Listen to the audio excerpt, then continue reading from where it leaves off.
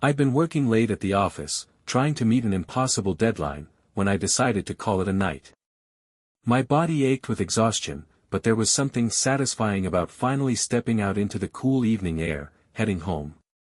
I imagined Melissa waiting for me, maybe curled up on the couch with a glass of wine. We'd been married for 7 years, and though life wasn't always perfect, I thought we had something solid. When I pulled into the driveway, the first thing I noticed was the delivery van parked haphazardly outside. I frowned. It was nearly 10 p.m., way past the usual hours for any delivery. Maybe Melissa had ordered something urgent. I stepped out of the car, the slight chill in the air sharpening my senses as I approached the door. The house was dark except for a faint glow from the living room. As I unlocked the door, the muffled sound of voices filtered through the hallway. I paused for a moment, thinking maybe she'd invited a friend over, though it seemed unusual. But then I heard it, a low laugh, one that didn't belong to Melissa. My heart thudded heavily as I moved down the hall, my footsteps silent on the hardwood floor. The voices grew clearer, and I could make out Melissa's playful tone, accompanied by a man's deeper, unfamiliar voice. What I saw when I turned the corner into the living room stopped me cold. Melissa was there, her laughter filling the air, and she wasn't alone. The delivery boy, young, maybe mid-20s, wearing his uniform shirt unbuttoned, was sitting on the couch with her, his hand resting casually on her knee. Her face was alight with the kind of joy I hadn't seen in years. They hadn't noticed me yet, too caught up in whatever moment they were sharing. My stomach twisted as the scene unfolded in front of me, 1,000 thoughts racing through my mind. How long had this been going on? Why didn't I see the signs? I cleared my throat, and the sound shattered the bubble they were in. Melissa's head snapped around, her expression going from blissful to horrified in an instant. The delivery boy froze, his hand still lingering on her knee as if trying to convince himself this wasn't happening. For a moment, none of us moved. The delivery boy's face turned pale as he jumped to his feet, his hand flying away from Melissa like her skin had burned him. Melissa scrambled up, clutching the edge of the couch as if it could anchor her to reality. "Jake," she said, her voice barely above a whisper. I stared at her, unable to find words. My hands were trembling, but I wasn't sure if it was from anger, shock, or the sheer absurdity of what I was witnessing. The room felt too small, the air too thick. Every rational part of me screamed to walk away, but my feet stayed planted, as if they had a will of their own. "What's going on here?" I finally managed, my voice low and sharp. The delivery boy took a step back, his hands raised like a criminal caught red-handed. He wasn't wearing shoes, just socks, which somehow made the whole thing even more surreal. "It's not what it looks like," Melissa said quickly, her voice rising in pitch. Her eyes darted between me and the delivery boy. "We were just talking." "Talking?" I repeated, my voice incredulous. I gestured to him, standing there awkwardly, his shirt still half undone. "Talking like that?" The delivery boy stammered, "Look, man, I think I should go." He bent down to grab his shoes, fumbling as he tried to shove his feet into them. Melissa reached out toward him. "No, wait. No, let him go," I snapped, cutting her off. My gaze bore into her, but I didn't miss the fleeting panic on her face as the delivery boy practically bolted for the door, leaving his shoes untied and his dignity in shreds. The door slammed shut behind him, and silence enveloped the house. I turned back to Melissa, who stood there frozen, her arms wrapped tightly around herself. She looked like a stranger, someone I couldn't recognize, even though I had spent the last 7 years memorizing every nuance of her face. "Do you want to tell me what's really going on?" I asked, my voice dangerously calm. She hesitated, her mouth opening and closing as if she couldn't decide what to say. Finally, she blurted, "It's not what you think. He just came by to deliver a package, and we got to talking. That's all." I took a step closer, my fists clenching at my sides. Don't insult my intelligence, Melissa. I saw the way he touched you. I heard the way you were laughing. That wasn't just talking. Her eyes filled with tears, and for a moment, I thought I saw guilt flash across her face. But then her expression hardened, and she straightened her shoulders. You're never home, Jake, she said, her voice breaking. You're always working, always distracted. I needed someone to talk to. Someone to talk to, I echoed bitterly. So, what? You called the delivery boy instead of your husband? Instead of me? Her silence was louder than any answer she could have given. I stared at her, the weight of her silence pressing down on me like a stone. Melissa wiped at her eyes, smudging the faint traces of mascara on her cheeks. Her vulnerability should have softened me, but it didn't. Instead, it felt like she was trying to manipulate the narrative before I had a chance to process it. I didn't plan this, she said finally, her voice trembling. I swear, Jake. It just happened. It just happened, I repeated, my voice laced with disbelief. You're telling me a guy shows up at our door with a package, and suddenly, you're sitting on the couch with him like. I stopped, unable to find words that didn't sting too much to say out loud. Melissa stepped toward me, reaching out as if to close the emotional chasm between us. I took a step back, and the look on her face shifted. Her tears weren't just from guilt now, but from fear. I've been lonely, Jake, she said softly, her voice breaking in places. You don't know how hard it's been these past few months. You're always working late, and when you are home, it's like you're not even here. I needed. Don't you dare, I interrupted, my voice louder than I'd intended. Don't you dare try to make this about me.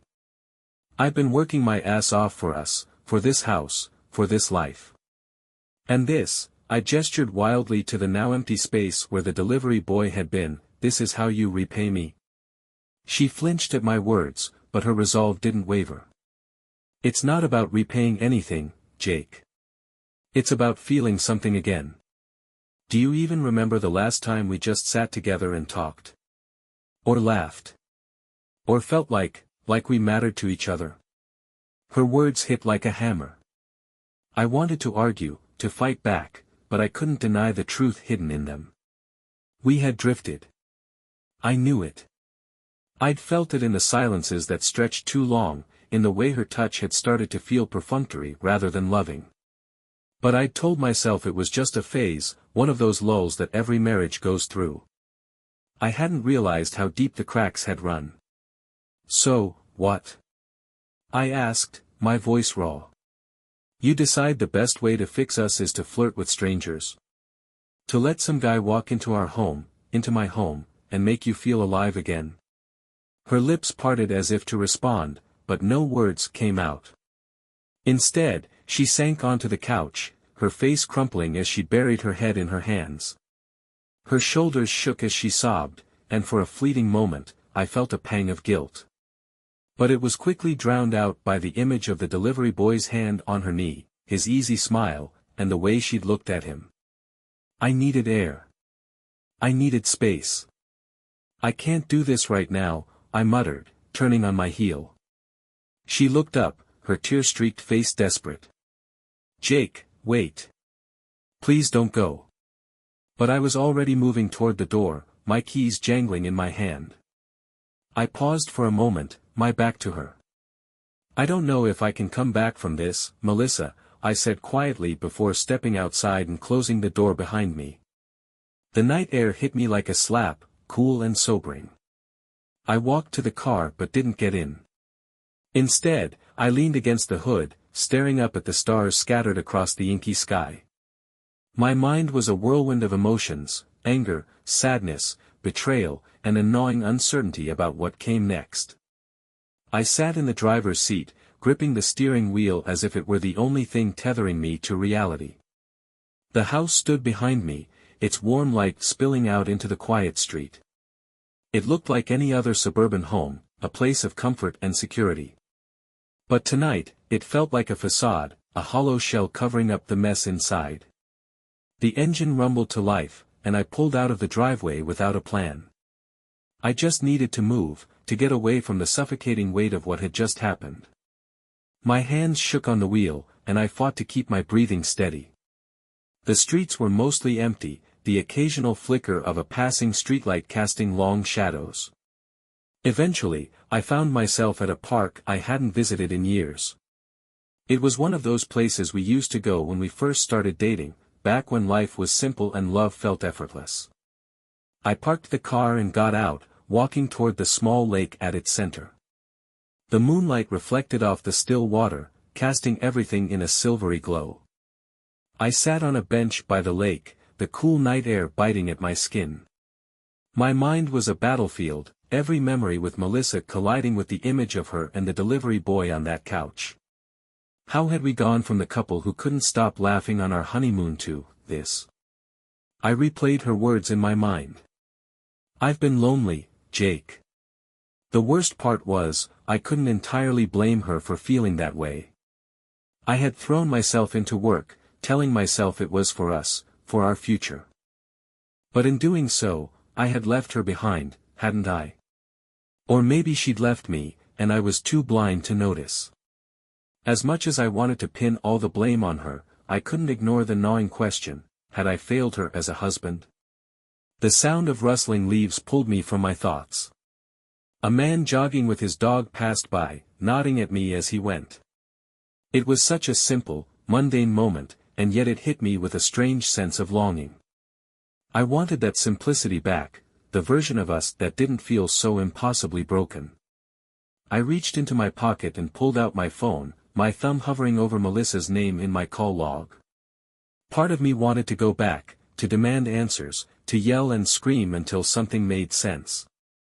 But another part of me wasn't ready to face her again. Not yet. Instead, I called Lucas, my brother. He picked up after the third ring, his voice groggy but concerned. Jake. What's going on? It's late. I needed someone to talk to, I said, my voice cracking. Something happened tonight. Lucas sighed, and I could picture him sitting up in bed, rubbing his eyes. You sound terrible. What's going on? Are you okay? I'm not sure, I admitted, staring at the rippling water. I came home and found Melissa with another guy. There was a long silence on the other end, and then Lucas said, Jake, are you serious? Yeah, I said bitterly, the words tasting like ash. Serious as hell. He let out a low whistle. Man, I don't even know what to say. Do you want me to come over? No, I said quickly. I just needed to tell someone. I didn't know who else to call. Lucas was quiet for a moment, and then he said, Look, Jake, whatever happens next, don't make any decisions tonight. You're angry, and you're hurt. That's not the time to figure this out. I nodded, even though he couldn't see me. Yeah. I know. Thanks, Lucas. Anytime, he said softly. You know I've got your back. After hanging up, I sat there for what felt like hours, watching the ripples on the lake and listening to the wind rustling through the trees. When I finally got back in the car and drove home, the lights were off, and the house was silent. Melissa was probably in bed, though whether she was crying or sleeping soundly, I couldn't bring myself to care. I crashed on the couch, staring at the ceiling as exhaustion finally overtook me. But even in sleep, I couldn't escape the weight pressing down on my chest, the unanswered questions clawing at the edges of my mind. When I woke up, the house was steeped in an unsettling quiet. Sunlight streamed through the blinds, cutting harsh angles across the living room. My neck ached from sleeping on the couch, and for a moment, I couldn't remember why I wasn't in bed. Then it hit me. Melissa. The memory of last night came flooding back with the same gut-wrenching clarity as when it had happened. I sat up slowly, running a hand through my hair as I stared at the coffee table. The room was untouched, as if nothing had happened, but the air felt heavy, charged with the residue of our argument. I could hear faint movement from the kitchen, cabinet doors opening, the clink of a coffee mug. She was up. A part of me wanted to stay planted on the couch, to avoid her entirely, but I knew I couldn't. Not if we were going to figure out what the hell came next. When I entered the kitchen, she was standing by the counter, her back to me. Her hair was pulled into a loose bun, and she was wearing one of my old college sweatshirts. For a brief moment it was like looking at the woman I used to know, the one who used to sneak out of bed to make us pancakes at midnight, just because. But then she turned around, and the tension between us came crashing back. "Morning," she said quietly, her voice hesitant. She held her mug like a shield, her fingers gripping it tightly. "Did you sleep okay?" I didn't answer. Instead, I grabbed a glass from the cabinet and filled it with water, the sound of the faucet filling the silence. When I finally turned to face her, her eyes were searching mine, looking for something, maybe forgiveness, maybe understanding. I didn't have either to give. "Are we going to talk about it?" I asked bluntly. She set her mug down on the counter, the clink louder than it should have been. "Jake, she paused, biting her lip as if she wasn't sure how to begin. "I'm sorry. For what you saw. For how it looked. I didn't mean for it to get so out of hand." "Out of hand," I repeated, leaning against the counter. My voice was calm, but inside, I felt like I was balancing on the edge of an erupting volcano. "Melissa, what exactly was it supposed to be?" Because from where I stood, it looked like more than just a conversation. Her cheeks flushed, and she looked away, her fingers toying with the edge of the counter. "I don't know," she admitted, her voice barely audible. "I guess I was curious." "Curious," I said, my voice dripping with disbelief. "You let a stranger into our home, into our life, because you were curious?" Her head snapped up, her eyes flashing with a mix of guilt and defiance. "Don't act like this is all on me, Jake. Do you even know how invisible I've felt these past few months? You're always at work, always too tired or too busy. I needed." "What? Attention?" I cut in, my voice rising. "Validation? From some random guy who drops off packages? Melissa, we're married. You could have talked to me instead of throwing away everything we've built."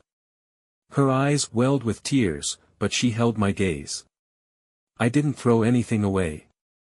I made a mistake, a stupid, impulsive mistake. But it's not like nothing happened.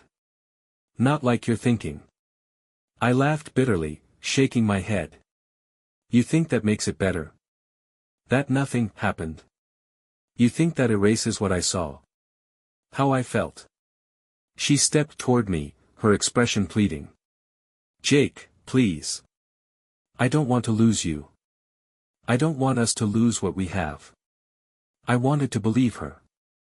God, I wanted to believe her. But her words felt hollow, like they were trying to patch up a dam that was already broken. "I don't know if that's enough, Melissa," I said finally, my voice quieter now. "I don't know if I can just forget this." Her face crumpled, and she looked down, tears spilling onto her cheeks. "I don't expect you to forget," she whispered. I don't want to lose you." I stood there for a long moment, watching her cry, feeling the weight of everything pressing down on me. I didn't know what to say. I didn't know what I felt. All I knew was that things would never be the same. The rest of the day passed in a haze. We avoided each other like two people stranded in the same room, unwilling to bridge the distance but too afraid to leave. Melissa busied herself with cleaning, wiping down counters that didn't need cleaning, organizing shelves that had been fine for years. I stayed in the living room, alternating between staring at the muted television and scrolling aimlessly through my phone. Around lunchtime, I got a text from Lucas. "You okay? Call me if you need to." I thought about calling him, about pouring everything out the way I used to when we were younger and he was my go-to for advice. But this felt too big, too raw.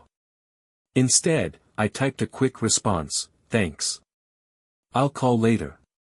Melissa stayed in the kitchen, and I could hear the faint clatter of plates and utensils as she moved. The house felt like a bomb site, everything looked normal, but the aftermath of last night lingered in the air.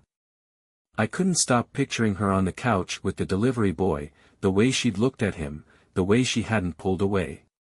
By mid-afternoon, I couldn't take it anymore. I grabbed my keys and stood by the door. Melissa appeared in the hallway, her eyes rimmed with red. "Where are you going?" she asked, her voice hesitant. "Out," I said shortly. I didn't owe her an explanation, not right now. She nodded, her arms wrapping around herself. "Can we talk when you get back?" Her question hung in the air, and for a moment, I considered saying no. But something in her expression, vulnerability, desperation, softened me, even if only slightly. "We'll see," I muttered before stepping out the door. I drove aimlessly for a while, the road stretching out before me like an escape route I didn't know how to follow. Eventually, I ended up at a bar downtown, one of those quiet, dimly lit places where nobody asks questions. I ordered a beer and sat in a corner booth, the cool glass a welcome distraction against my palm. The bartender nodded as he placed my drink down. "Rough day?" I let out a humorless laugh. "You could say that." "Work?" he asked, wiping the counter absently. "No," I said. "Just life." He didn't press further, and I was grateful for that. I sat there nursing my beer, trying to make sense of the storm in my head. How did we get here? Was there a way back? Did I even want there to be? My phone buzzed on the table, and I picked it up reluctantly. It was a message from Lucas again. "Hey. If you want to talk, don't wait too long. Sometimes things fester." I stared at the message for a long moment before typing back, not sure what to say. "I'm not even sure what I feel." He responded almost immediately. "Start with that." I chuckled bitterly to myself, shaking my head. If only it were that easy. I put the phone down and drained the rest of my beer, leaving a crumpled bill on the counter before heading back to the car. The drive home felt heavier, like every mile brought the weight of the situation crashing back down. When I pulled into the driveway, the house stood there, unchanged but brimming with tension. I hesitated before stepping inside, bracing myself for whatever was waiting. Melissa was sitting on the couch, her hands clasped tightly in her lap. She looked up when I entered, her eyes filled with something I couldn't quite name, fear, hope, regret. "Jake," she started, her voice trembling. "I know I don't deserve another chance, but I want to fight for us. Please." Her words hung in the air, and I stood there, unsure of what to say. The fight inside me, the love I had for her, the betrayal I felt, and the crushing uncertainty, felt too big, too tangled to untangle tonight. "I don't know, Melissa," I said honestly. "I don't know if I can trust you again." She nodded, tears spilling silently down her cheeks. "Just, don't give up on me yet." I didn't respond. I couldn't. Instead, I sat down on the chair across from her, the silence between us stretching long into the evening. The days that followed were a strange, fragile dance. Melissa and I avoided the deeper conversations, tiptoeing around each other as if speaking too loudly might shatter the tenuous calm. I'd leave for work early and come home late, grateful for the distractions that kept me from dwelling too much on what had happened. But the weight of it was always there, pressing down on us like an invisible hand. One evening, a few days later, we found ourselves sitting across from each other at the dining table. The silence between us was deafening. We'd eaten in near total quiet, the scrape of utensils on plates the only sound. Melissa stared at her food, poking at it with her fork, but I doubted she'd taken more than a few bites. "I called Lucas," I said suddenly, breaking the stillness. Her head snapped up, her eyes wide with surprise. "You did?" I nodded, setting my fork down. "I needed someone to talk to. Someone who isn't involved." She hesitated before asking, "What did he say?" I sighed, leaning back in my chair. "That I should talk to you. Really talk to you. Figure out what we want, if we even want the same thing anymore." Melissa's expression crumpled, and she buried her face in her hands. "I'm so sorry, Jake," she whispered, her voice thick with emotion. "I've been so selfish. I've been so—" "Why?" I interrupted, my voice sharper than I intended. "Why him? Why that moment? What was so wrong with us that you felt the need to let someone else fill that space?" She looked up at me, her face streaked with tears. "I don't know," she admitted, her voice cracking. "I wish I could give you a simple answer, but I can't. I was lonely. I felt invisible. And when he was there, it felt nice to be noticed again." "Noticed," I repeated bitterly. "Melissa, I've always noticed you. Maybe I wasn't great at showing it, but I've been here, working, trying to give us a good life. Was that not enough?" "It's not about enough," she said, her voice rising with desperation. "It's not about you not trying. It's about me. I've felt lost for so long, Jake, and I didn't know how to tell you. I didn't know how to fix it." "Fix it?" I scoffed. "You thought letting another man into our life would fix it?" "No," she said, shaking her head vehemently. "I wasn't thinking. I wasn't myself." Her words hit a nerve, and I stood up abruptly, pushing my chair back with a screech. "I don't know if I can forgive this, Melissa. I don't know if I even want to try." She flinched, but then she looked up at me, her eyes filled with determination. "You have every right to feel that way. I know I've broken something between us. But, Jake, I love you. I do.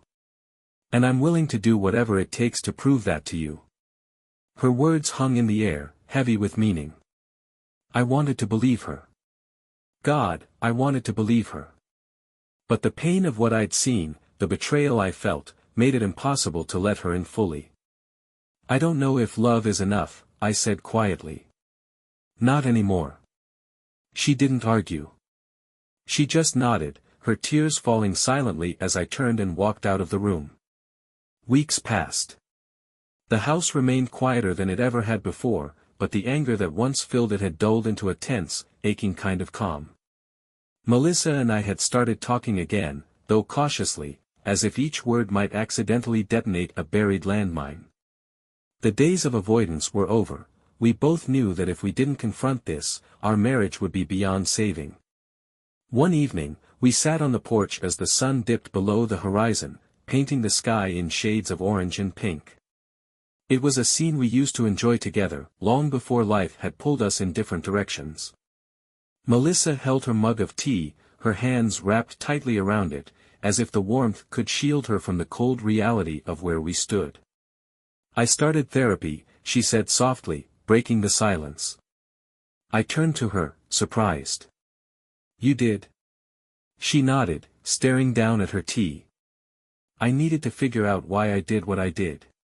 Why I let myself get so lost, and why I couldn't just talk to you. It's hard, but it's helping." I leaned back in my chair, letting her words settle. "That's good," I said finally. "It's a start." She looked at me, her eyes filled with something I hadn't seen in months, hope. "Jake, I don't expect you to forgive me overnight. I don't even expect you to forgive me at all. But I want to try. I want to earn back your trust, even if it takes the rest of my life." Her honesty disarmed me. I had expected excuses, deflection, anything but the raw vulnerability she was showing me now. For the first time since that night, I saw a glimmer of the woman I'd fallen in love with, the one who fought for what she cared about, even when it wasn't easy. "I don't know if I can ever forget what happened," I admitted, my voice low. "But I also don't know if I'm ready to walk away. There's a part of me that still loves you, Melissa. That still wants to believe we can fix this." Her eyes filled with tears, but this time they weren't from guilt or regret. They were from relief. "I'll do whatever it takes, Jake. I mean that." We sat there for a long time, watching the sky fade into darkness. No promises were made, no guarantees given. But in that moment, there was something new between us, a fragile thread of possibility, a chance to rebuild what had been broken. Rebuilding wasn't easy. It meant hard conversations and uncomfortable truths. It meant setting boundaries, facing the pain head-on, and slowly piecing together the trust that had been shattered. Melissa continued therapy, and eventually, I joined her for a few sessions. We learned how to talk again, to listen, to let each other in. Months later, I came home from work to find her in the kitchen, humming softly as she cooked. It was a simple moment, one that might have gone unnoticed before, but now it felt like a triumph. I walked over and wrapped my arms around her from behind, and for the first time in what felt like forever, it didn't feel forced. It felt real. We weren't the same couple we had been before, and maybe that was for the best. The cracks were still there, but they no longer felt like weaknesses. They felt like reminders of what we'd survived, proof that even in our darkest moments, we hadn't let go.